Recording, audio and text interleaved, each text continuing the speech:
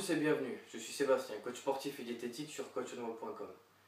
Aujourd'hui, un article vidéo pour parler d'un aspect essentiel de l'entraînement en musculation, la récupération. Pour une prise de masse optimale, vous devez avoir une bonne récupération. Alors, on va d'abord étudier quels sont les temps de récupération à observer entre les séries pendant l'entraînement. Ensuite, on s'attardera sur un processus qui s'appelle la surcompensation, qu'il faudra comprendre pour que vous puissiez établir vos temps de récupération entre les séances. Et ensuite, on verra l'alternance optimale qu'il faut avoir entre l'entraînement et la récupération pour une prise de masse optimale, donc la plus rapide possible. Allez, c'est parti. Alors, dans un premier temps, quel est le temps de récupération à observer entre les séries quand on fait une prise de masse? D'accord? Vous allez voir que c'est très simple. Ici, vous avez la force en ordonnée et en abscisse, vous avez le temps de 0 à 3 minutes. Ok? Là, vous avez votre niveau de force initial. Sur votre niveau de force initial, vous appliquez une série. Vous faites une série et vous vous donnez à fond. D'accord? Bien entendu. Donc, votre niveau de force initial chute et la récupération est cette courbe en rouge. Elle va remonter assez rapidement au début et arriver à 1 minute 30, ici. Elle va continuer à monter, mais beaucoup plus lentement, pour arriver à 3 minutes ici. Donc vous voyez qu'ici, on est presque au niveau de force initiale, mais pas tout à fait. Vous ne récupérez pas 100% de votre force initiale, d'accord? Sinon ce serait trop simple. On pourrait faire des séances qui durent toute la journée. Donc on va dire que vous récupérez, pour schématiser, allez, 95% de votre force initiale. Alors soit vous êtes en cycle de force, vous faites de la force pure parce que vous avez décidé d'augmenter vos charges pendant votre séance. Et dans ce cas-là, c'est ce temps-là de récupération qu'il faut observer, c'est-à-dire 3 minutes. Il faut attendre que vous soyez quasiment au maximum de votre récupération avant de refaire une série. D'accord? Série courte, je le précise, si vous êtes en prise de force pure. Si vous êtes dans ce qu'on appelle une prise de masse classique, c'est-à-dire que vous voulez travailler plutôt sur le volume musculaire, c'est ce temps de récup-là, 1 minute 30, en théorie, qu'il va falloir observer. Parce que à ce temps-là, ici, vous pouvez voir que la récupération est incomplète. Alors même si c'est la moitié du temps, vous voyez que le taux de force, le niveau de force, pardon, ici, il prime. Le niveau de force n'est pas à la moitié de ce qu'il était au début, d'accord? Même si vous avez pris que la moitié du temps, il est quand même beaucoup plus haut. Mais la récupération est incomplète. Et ça, c'est essentiel. Toutes les données, même les données récentes le confirment, pour travailler sur le volume musculaire, il faut un maximum avoir une récupération incomplète entre les séries. Donc 1 minute 30 c'est un chiffre moyen, mais ça va dépendre de votre morphotype, de votre état de fatigue, de votre pratique sportive en termes de niveau. Si vous êtes débutant, confirmé ou expert, le temps de récupération n'est pas le même. Donc il y a plein de données qui viennent faire varier ce chiffre, mais si vous voulez la théorie, c'est 1,30 si vous êtes en volume musculaire pur.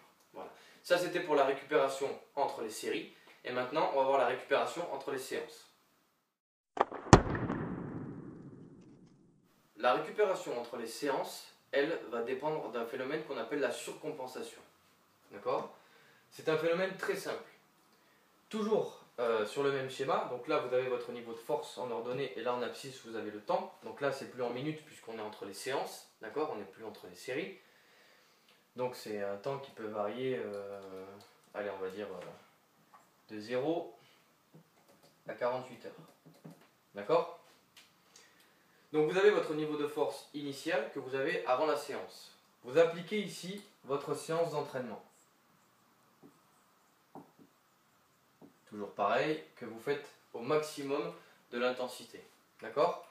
Eh bien, votre niveau de force ici va descendre puisque vous allez fatiguer votre muscle et votre organisme. Donc votre niveau de force le long de la séance descend. D'accord? Jusqu'à arriver à ce point ici, qui est la fin de la séance. Ici, vous avez fini votre séance, vous n'en pouvez plus. D'accord? À partir du moment où vous arrêtez, la récupération commence. Donc, elle commence à remonter. D'accord? Votre niveau de force remonte vers son niveau initial. Et ici, on pourrait croire que le niveau de force va redevenir ce qu'il était avant.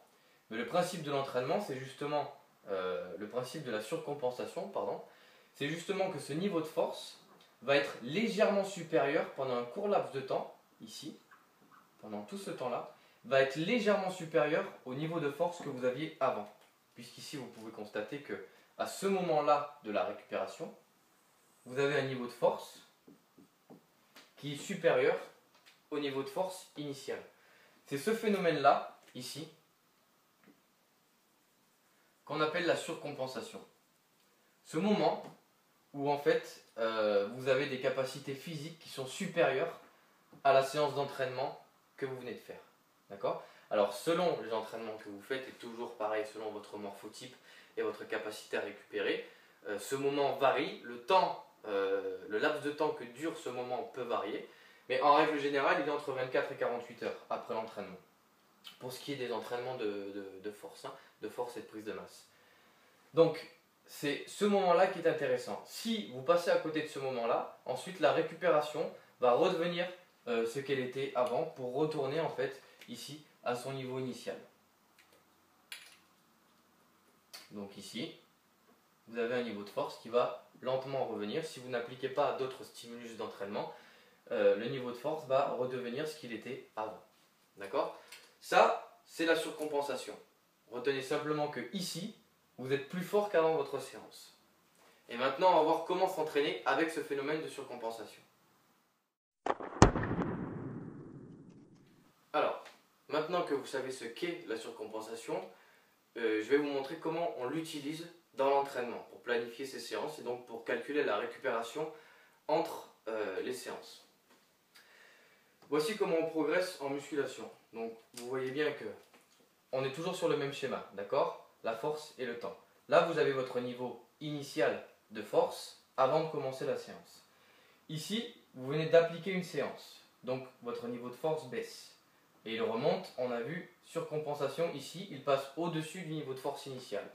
Le but du jeu est de trouver ce moment précis-là de surcompensation pour appliquer une séance d'entraînement. À ce moment-là, le niveau redescend encore, et puis il va remonter plus haut, puisqu'on est parti d'un niveau de force plus haut.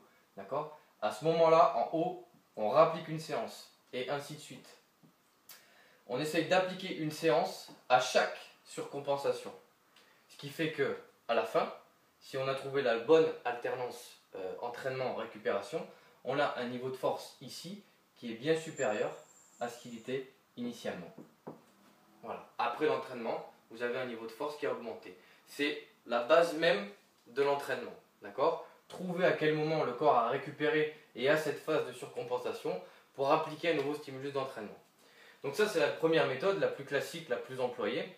C'est-à-dire qu'on attend qu'on applique la séance, on attend la surcompensation et ensuite on rapplique un stimulus d'entraînement. Il y a une deuxième méthode qui peut être utilisée qui a les mêmes résultats, puisque vous verrez qu'ici, on se retrouve donc au niveau de force équivalent que là-haut. D'accord ? À peu près la même chose. C'est ce qu'on appelle la méthode des stages. C'est-à-dire que là, on ne va pas attendre forcément la surcompensation. On va pousser le corps à chaque fois à s'entraîner, même s'il n'a pas récupéré, avec une récupération donc qui va être incomplète. Et par contre, ensuite, on va lui laisser un temps de récupération bien supérieur. Et la surcompensation va être en fait égale à la somme de toutes les séances ici appliquées. Donc, toujours sur le même niveau de force initiale, on applique la première séance. Donc le niveau de force diminue. Bien avant qu'il remonte, hop, on applique une deuxième séance. Encore avant qu'il remonte, on applique une deuxième séance. Ici, ainsi de suite.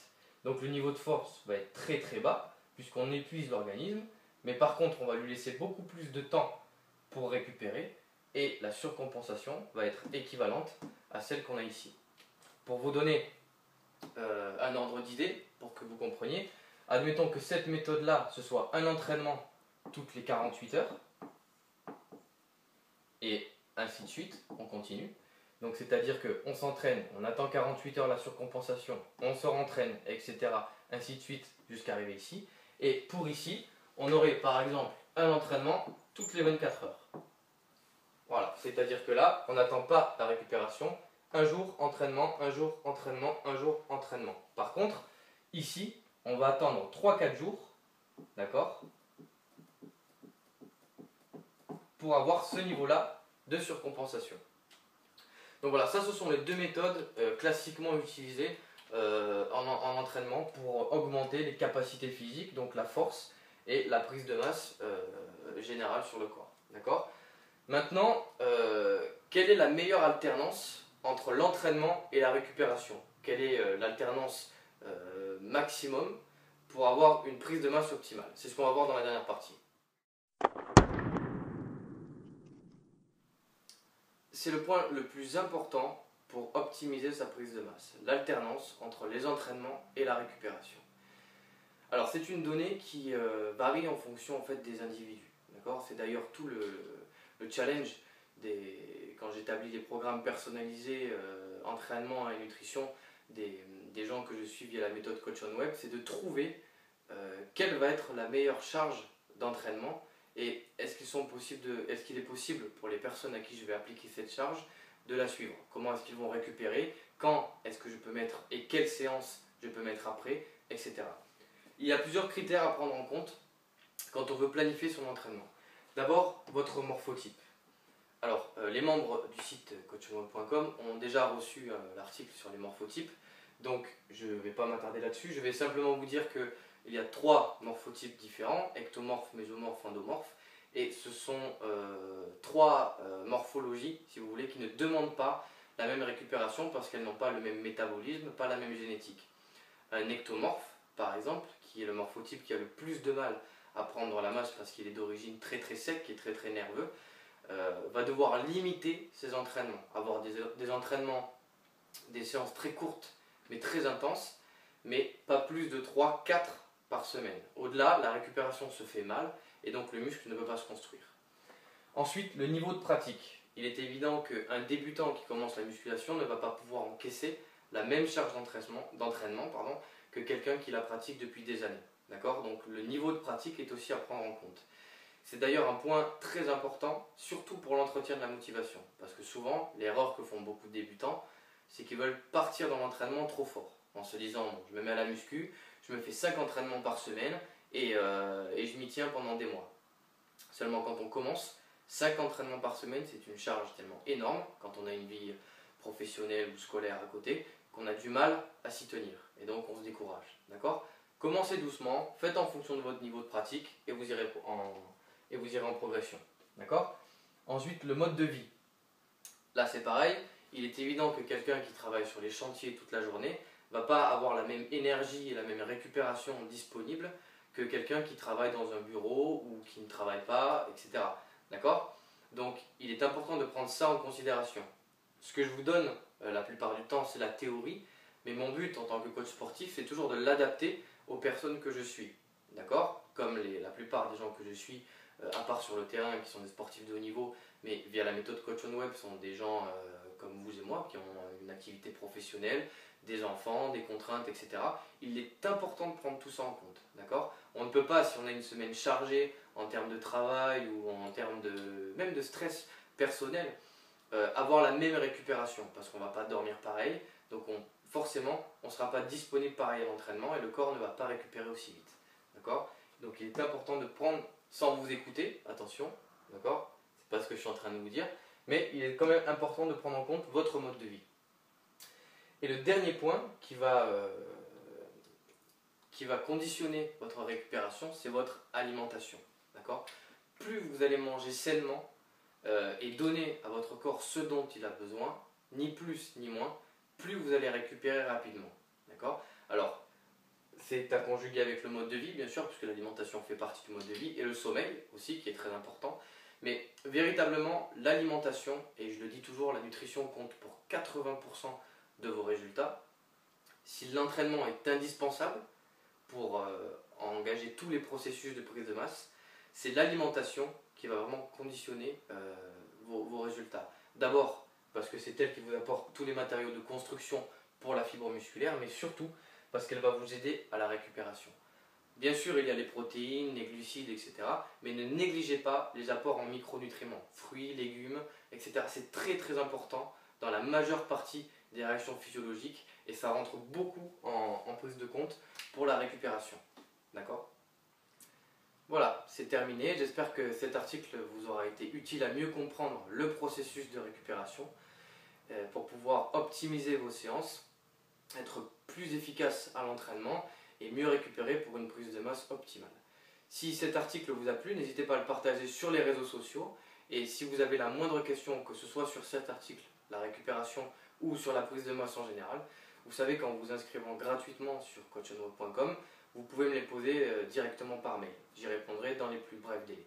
Je vous dis à bientôt pour un prochain article.